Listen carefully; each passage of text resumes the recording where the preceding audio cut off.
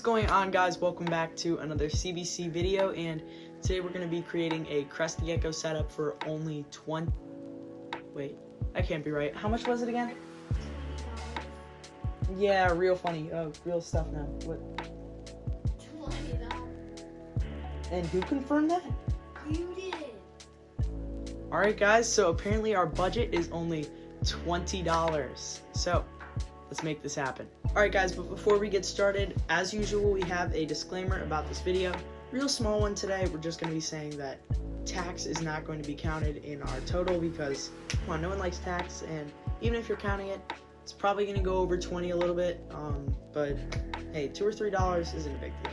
First things first, we're going to be talking about a tank. Like in our last video, how we started with a tank in our care guide. Sorry for the quality on that, by the way. It's kind of glitchy, but anyway, so we have our tank, and how are we going to get this for cheap? That's what you probably are asking. Now, this isn't going to be anything fancy. This is a budget setup after all. We're not going to get any big Exoterra, any crap like that. So we're going to just be using a standard aquarium from secondhand site. Now, guys, I got my 10-gallon tank from Craigslist, and she is in a 20-gallon right now, but I started her off in a 10-gallon because she was a baby at the time, and, you know, it's perfectly fine for a baby, or if you wanted to put an adult in there, you could. Be a little cramped, though, but 10-gallon works fine, and I got mine for only $2 on Craigslist, so crazy deal. And often, if you don't find one that cheap, then users are often negotiable about the price because obviously tanks take up a lot of room, and if you're not using it for anything, there's really no good purpose. So sometimes you can even get it free, but look on Craigslist, all that kind of crap, and see what you can find. Alright, guys, next thing is coming up here. We have a hydrometer and our light, so kind of the technical components of the tank. Hydrometer is really easy, guys. Amazon has some cheap ones, but I know it's being like under investigation or whatever right now, but I got mine from Temu for $2.98, I think, and it works completely fine. It's one of the best hydrometers I've ever used because it is a digital. It's not one of those, like, what are those Zoom Ed ones with the analog things that always break. So that one is perfectly good. And with lighting, I would not recommend getting it from Temu. I tried a under desk light from Temu for about $6, and that thing broke on me like, I think like 2 weeks after using it. So it wasn't very great, and I just recommend getting one from Amazon. I got one for around $5, and it works very good. I'm looking at it right here right now, and it's lighting up almost the whole room. So Amazon is the way to go with this. But if you have natural sunlight coming in here and it lights up your whole room, gives that day and night cycle, you should be fine without it. Alright, guys, so we're looking good with our budget right now. Only $10 that we spent and $10 that we need to spend, and that was the majority of all this. Now we're getting into the fun stuff. So food, we're not gonna need, but I like to do some kind of feeding ledge. I 3D printed one. It's called Reptiledge, I think. I'll have a picture of it here somewhere. Thingiverse is free. If you have a 3D printer, go ahead and print that up. No supports, I don't think, so just print that up and put some suction cups on it, and then you got a feeding ledge. But if you don't have a 3D printer, you could always make your own DIY little ledge thing. But if you don't want to do that, you could always just put them on the ground, and that'll be fine. Now, with our food, we are going to need something to put it in. So next thing that is next is going to be our bowls. So I just like to use condiment cups from Dollar Tree, and they work great. All right. You can reuse these things a couple times, and they're actually very good. Like, I got some from my school one time, and they work fine. I just like the Dollar Tree ones better because they look a little clearer. I don't really like that opaque stuff, but if you want to use those, it is perfectly fine for your gecko, and it's only $1.25, so we'll put that right up. All right, so with $11.25 used up, next thing we are going to be doing is the funnest part of it all. Now, substrate, we're just going to use paper towels. Easy, cheap, everyone's got paper towels. Now, it doesn't always look the best, but this next step will.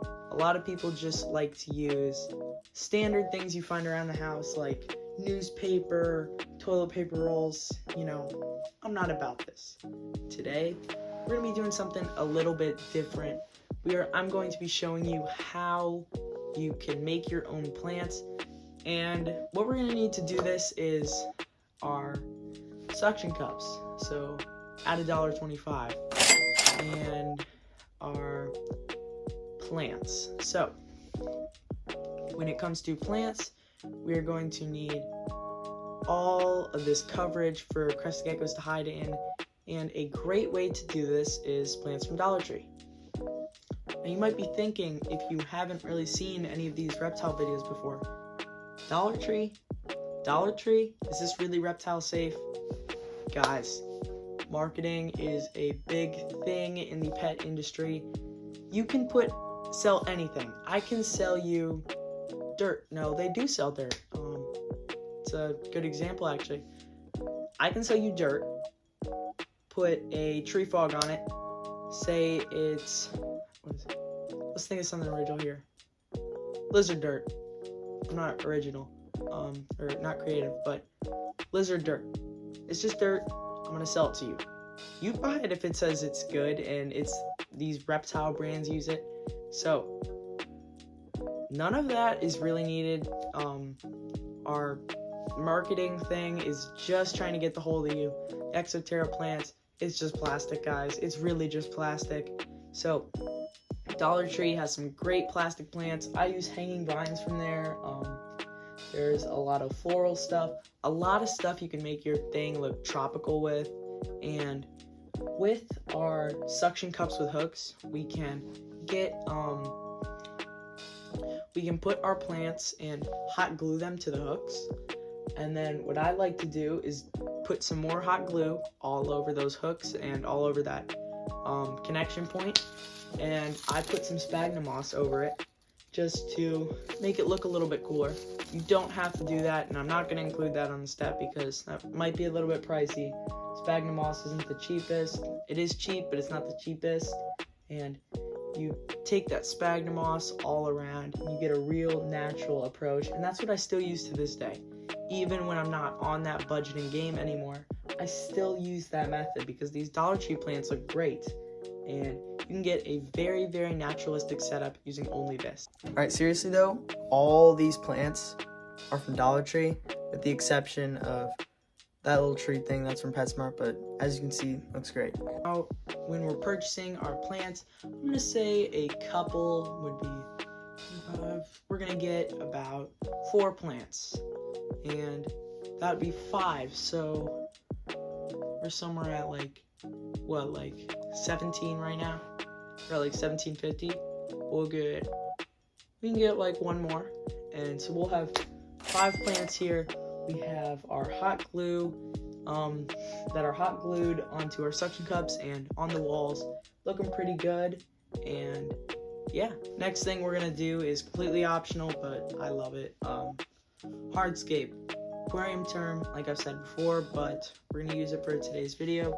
It is a great thing to get a dimension to the tank, not just showing flat things to the walls. The plants, they make it great, but you can't always just have that. So what we're gonna do is go outside. Yeah, I know. Go outside and grab our gloves, something like that, because we're gonna be looking for some stuff. We're gonna be going outside. We're gonna find some branches. All right, find some branches you like, and next thing we're gonna do, take the bark off those branches if you like. That's what I like to do, and disinfect them. I don't have a current video about disinfecting, but it's actually very easy, and go watch another video if you want to do that. But you disinfect those branches, you put them in your tank. Boom. Very, very naturalistic right off the bat. And you have your plants, your branch, and paper towels ruin the vibe a little bit, but But still, even on a budget, you still get this really, really good looking tank. So, great idea here. Now guys, that is our completed tank for a total of $18.75. That's less than $20 that you had been given at one point. Maybe Grandma got you it for your birthday, something like that. You have to have $20 at this point, and it's a lot cheaper than all the other things they're suggesting. Even under $50, and you're still getting these bin setups that kind of look crappy. And now you have this naturalistic thing in your room with a beautiful animal in it, and for the price of $18.75. You can't get much better than that, guys. But anyway, hope you enjoyed today's video. If you liked it, like it. If you want to see more like this, subscribe, hit the notification bell. Don't really know how it works, but hope to see you guys in the next one.